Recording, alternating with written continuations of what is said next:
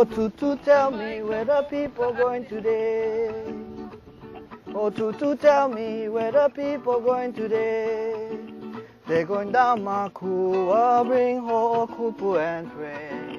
They're going down Makua, bring Ho'okupu and pray. Oh, Tutu, please, can you tell me how to go? Oh, Tutu, please, can you tell me how to go? Take my hand and follow, this road is long and slow. Take my hand and follow, this road is long and slow. Tutu, when I get there, oh, what gifts shall I bring?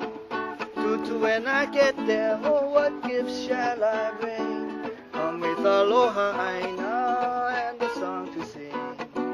Come with aloha aina and a song to sing.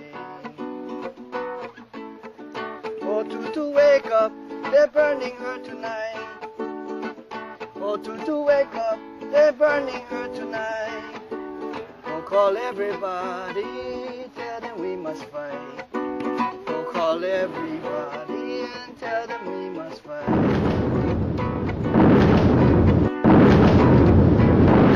Oh, Tutu, show us the pono things to do. Tutu, can you show us the pono things to do? Inui kawai ava ava and it will come to you. Inui kawai ava ava and it will come to you. Oh, Makua, tell us how to heal your pain. Oh, Makua, tell us how to heal your pain. Look for the answer in the ulalena rain. You will find the answer in the ulalena rain. E ho'o mau Makua, soon you will be free. E ho'o mau Makua, soon you will be free. Aina pula pula from the mountains to the sea. Aina lana kila from the mountains to the sea. Aina ikapono from the mountains to the sea. Aina ikea from the mountains to the sea.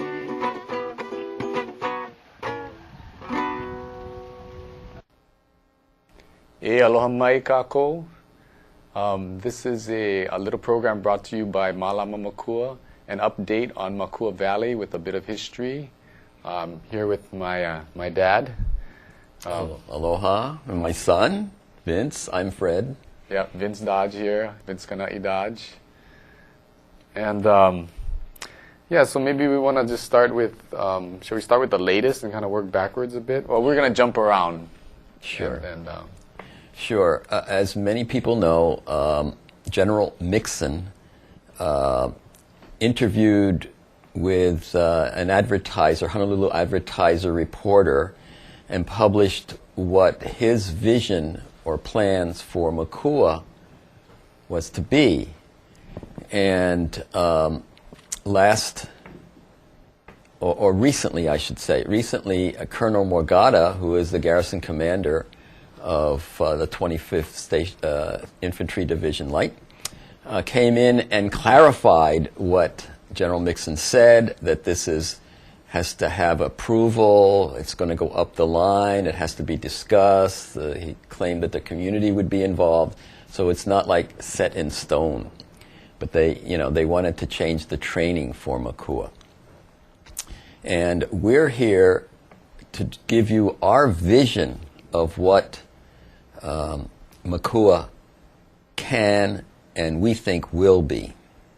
For instance, in back of us are some panels, and one of the major visions is University of Makua. And this would be a center for environmental education, a center of excellence for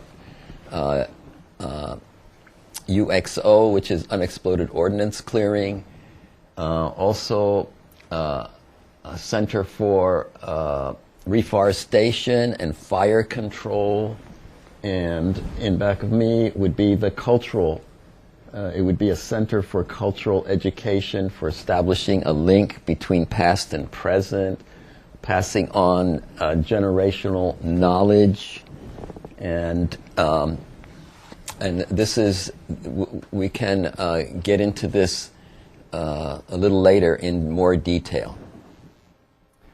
Yeah, I think another thing that comes to my mind when we talk about the University of Makua and the not only the vision, but also the justice of having the valley returned and restored is jobs. Yes. You know, there's a lot of cleanup that needs to go on in that Yes. valley, and some of us have had experience in that kind of UXO clearance and cleanup. And there will be many years of work to clean that valley. I kind of want to follow that too with, I was there it was Tuesday, February the 2nd, where Colonel Morgado made his presentation to the Waianae Neighborhood Board. And it was a very well-attended meeting. And, you know, he used the catchphrase that today's army is not your father's army. And I believe that's true. And the Army has changed, and the Army continues to change. And the Army changes primarily because we, the people that our Army needs to protect, are pushing on it to change. And we need to keep pushing that message, that there are some basic principles that our Army needs to live by in order to really protect us. And for me, foremost is that our Army cannot destroy us to protect us.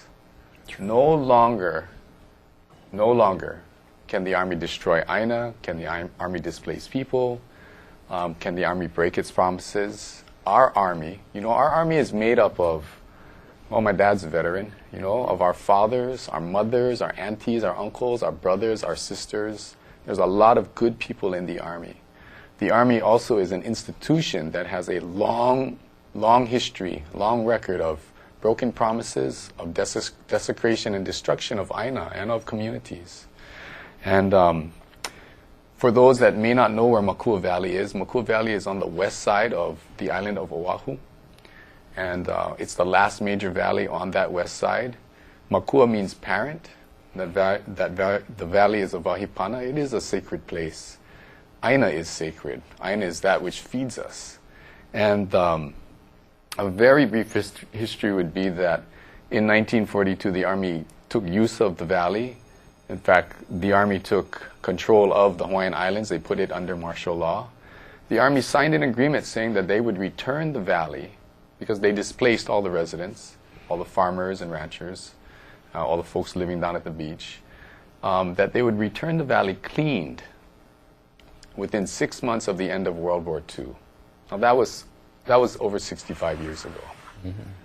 So our community, the Waianae community, is a very, very patient community. We have been waiting 65 years.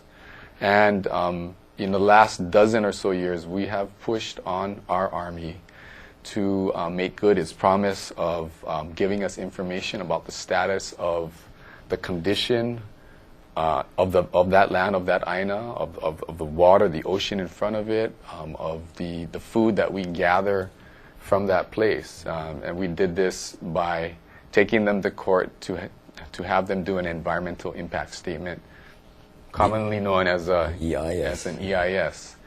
The Army worked on this EIS. Originally, we negotiated the time span for the EIS because part of the settlement agreement signed on October 4th, 2001 had to do with the Army doing the EIS, and they said they needed a certain amount of time, and he felt that 3 years was plenty of time. Mm-hmm. Well, when 2004 came around, they hadn't done it. And we understand one of the reasons is because they worked on the Stryker EIS, the Stryker Brigade EIS. In any case, part of the agreement was that if they didn't complete it by October 2004, there would be no more training. They were allowed to train, and part of the agreement was that they had 36 what we call CALFEXs, training exercises that last about a week over 3 years, and actually they only completed 27 of them, so they didn't even use all the opportunities that they had. In any case, since about June of 2004, there has been no live fire training in Makua because they hadn't completed the EIS. Now, last June, they put forth their what they thought was a completed document, and then they established what they call the record of decision, which supposedly made it official. But in review of the EIS, we found that they really didn't complete the very important marine contamination studies. They also shorted on the the subsurface archaeological study that they were supposed to have done. And we have experts that will testify to that because we, through Earth Justice, Malama Makua sued the Army to complete these very important studies. And that's where it stands. Now, the Army, of course, came back and said, petitioned the judge, Judge Mulway, in federal court, that to dismiss our suit. And Judge Mulway heard that in last November and said, no, we're not going to dismiss it. You have to go through with it. And then our Earth Justice lawyer, David Henkin, asked for discovery. Very important. We want to know the background to these studies. It's very important for our case. And the Army said, no, we don't want to give it to you. So that's been in litigation with another judge who recently said, Army, you have to allow for discovery. You have to give the information that is essential to this case. So that just came through, and we don't know what's going to happen now. The Army seems to be delaying, but it also isn't training. So that's where it stands as far as the legal part is concerned. And I just want to give a little background about that. You know, I can see some people saying, well, you know, why are you holding up the Army? I mean, look, it's just a limu study, and it's just seaweed, you know. Well, other things. It's and other things. You know, it's very important because we eat off of that valley. In other words, you know, the rains come, heavy rains, they wash down the soil, because there's a lot of erosion in the valley. They wash down the soil into the stream bed, into the ocean, and then it gets into the food chain, whatever is in that soil, whatever kinds of contaminants. And the Army had about 60 years of free-for-all training in the valley. They did ship-to-shore bombing. They did from planes. They shelled the valley.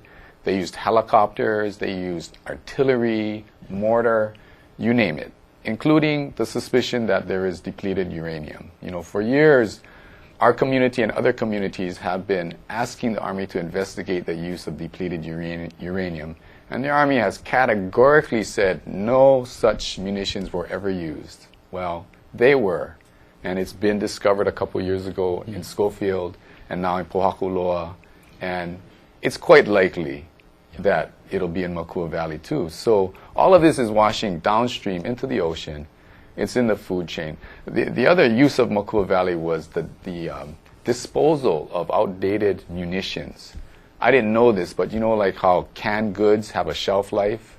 Well, munitions, bombs, and mustard gas and nerve gas, these things, they have a shelf life. And when they start going bad, they got to do something with them. And so for decades, they took them out to Makua Valley, dug large holes in the ground with backhoes, filled them with these outdated munitions, and detonated or burned them, you know. Anyway, everything goes somewhere. And it's all going to move downstream. And it has. And so, you know, because we fish offshore, we dive, we collect limu, we fish in the ocean, you know, we hokopelo, akule, ahi aku. I mean, if you buy fish in Chinatown, sometimes you're eating off of Makua Valley with us. So it's very, very important that we know the health of that aina and that ocean. The way that they did the limu study was they couldn't find any edible limu. They somehow forgot to ask us to show them. We would have been happy to show them where it was. So they just gathered handfuls of limu, of some kind of limu. They don't even know what it was. And they tested that. And for us, for those that live there who have been waiting patiently for this study, that is simply atrocious. Yeah. You know, that's not good science. That's not good community relations. And that is a waste of our money. You know, it's our money, all of us that are paying for this study. You know, we need a good, complete study, so we know the status of the health of the valley. Yes, and I might add that even though the limu, it apparently was not an edible limu when they pointed out where they got it, they tested it and they found high levels of arsenic. Now, normally, when you have that, you will do another test, which I understand is not expensive, and that is to determine whether it's the organic limu, which is not toxic. Organic arsenic. Organic arsenic. Yes, organic arsenic. Thank you. In the organic state, it is not lethal. It's not poisonous. But in the inorganic state, it's very poisonous, as people know from having watched the play Arsenic and Old Lace. In any case, they just didn't do a good study. Yeah. And they didn't do a complete subsurface archaeological study either. So we're suing them in court. It's going to happen, hopefully this winter or spring. Yeah. You know, I want to say, too, that I've been a resident of Waianae for over 30 years. I'm a parent. I'm a grandparent now. I don't consider myself to be some kind of environmentalist or radical. You know, I'm an Aina person. And it's getting more and more critical, our health and the health of our food and our food sources. And I guess I'm saying this because it's easy to throw names and label people, yeah? But I don't think it does us any good, you know? It's like, again, back to the Army. You know, the Army is full of good people. We know good people. We meet good people constantly. It's as an institution that we need to really push it to change, you know? Well, one of the things that we do as part of the cultural and so-called settlement agreement is bring people into the valley. We have an agreement with the Army that we can do cultural accesses into Makua Valley, and we do that twice a month. Plus, we have 2 overnight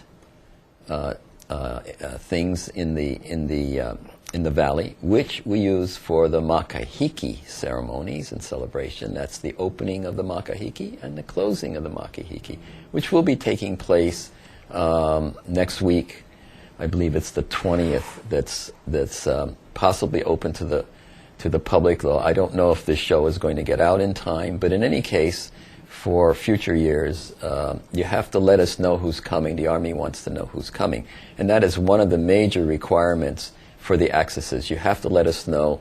The Army needs to know at least 2 working days ahead of the access a list of people who are coming. And if you do decide to come, give myself or my son Vince a call, that we coordinate practically all the accesses into the valley at this time, although there are other people that can also help, including William Ayla and Right. Leandra Y. You want to give them your phone number right now? Sure. It's going to be shown on the screen, but it's 696-4677. 696-4677. That's for the twice monthly cultural access into the valley. If you're interested in being part of makahiki ceremony, you can also call Fred Dodge, but you need to come to practice. You need to learn the protocol. We would be delighted and happy to have you. It's open to all. Yeah. And you're generally part of that, yeah? I'm as much as I can. And then we also have Makua sunrise on Easter morning. Could you tell us about that, Vin? Sure. This will be I think our 13th year that, you know, as a good faith agreement with the Army, they have opened the valley on Easter Sunday morning to the general public to come and do a non-denominational celebration of spring, of Easter. So we call it the Makua Easter Sunrise, or the Makua Sunrise service. And that will be happening on April 4th, I believe. Mm-hmm. We start at 6 a.m. sharp. The valley will be open from about 5:30. And, you know, bring something to sit on, bring warm clothes. It's cold. It goes for a couple hours, and we go to the beach across the street and share food afterwards. There have been wonderful, rich, you know, beautiful gatherings. It is truly a beautiful valley. There is plenty mana in there, and it's wonderful to gather with people in the valley. If anyone, thinks that land that has been used for training, like Koho'olawe or Makua or any other place, that land is somehow wasted and no longer any good, please come and visit the valley. Please go and visit Koho'olawe, because the Aina is so alive. It's just waiting for us to get our act together. I know where I was going earlier. Yeah. Earlier I was just going that, the Army needs to rebuild the trust and confidence of the people of Waianae. The Army needs to do that, and we need our Army to do that. And the only way that that's going to happen at this point in time, in my, humble view, is that the Army needs to keep its promise of over 65 years ago. It needs to begin the return or the cleanup and the return of Makua Valley now, not wait till their lease is up in 2029, but now. They need to do that with our community as a full partner in the cleanup, yeah?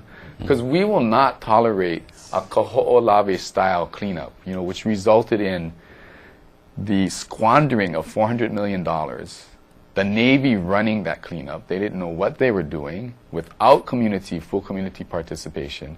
And the result was an island that is very, very unclean, very contaminated. We need to do these things together. We're the ones that are going to be living there in the days to come, ourselves and our descendants, the people of Waianae. So I think that's really the challenge for our Army at this moment, is really to step up to the plate and meet us there. Very good, very good.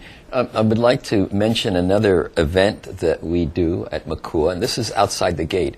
It's what we call the annual Christmas Vigil for the return of the Aina and for peace. And that takes place usually on a weekend between Christmas and New Year's. So that's been another successful one, successful meeting, as has the Makua Sunrise and the Accesses and the Makahiki. So let us know if you're interested in that. I'd be glad to have you. Okay. I think, that we were talking about this concept of the University of Makua. Mm-hmm. And I think that's key. That's very, it's dependent. It's key on the restoration and the return of the valley. It can be a wonderful, wonderful training ground. The valley is in the condition that it's in. It just is. There's no, we can't argue about that. But we certainly can make changes, and that valley can grow a lot of food. Mm-hmm. That can be a wonderful training ground for how to restore land that has been contaminated by military activity. Yes. And we have wonderful people that have been involved. Way too many to mention names, but Leandra Y, William and Melville Ayla, Sparky Rodriguez. That have, years of experience on that Aina now, and many of them were connected to their kupuna that were connected to that valley and carry that knowledge and that experience forward, Yes. Perhaps Makua will never be a place where you take a backhoe and you dig holes, or you swing a pick, because, ordnance are buried under the ground. But there's no reason why you can't build up, why you can't rebuild soil and bring mulch and compost and build up and plant. Mm-hmm. There's no reason. And the valley appears to be taking cleanup also in her own hands, There was a very contaminated site in the old open burn detonation Mm-hmm. site that a Halliburton study in 1992 identified very contaminated soil. And when the University of Hawaii went back in there about the year 2000 to do this phytoremediation study, mm-hmm. they went to go look for those hot spots to gather soil, and they couldn't find them. Yeah.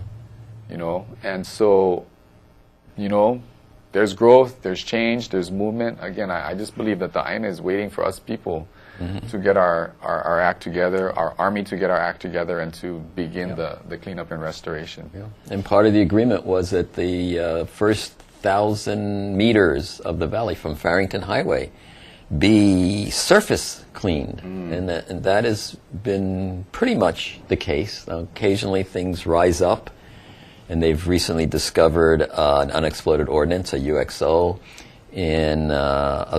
off the South Firebreak Road near the top, in an area near Ko'iahi Valley. Because let me say, too, that the military has, not the military, the valley is composed of 3 valleys. We call it all Makua, but actually, if you're looking up valley, on the right is a small valley called Ko'iahi, very nice place.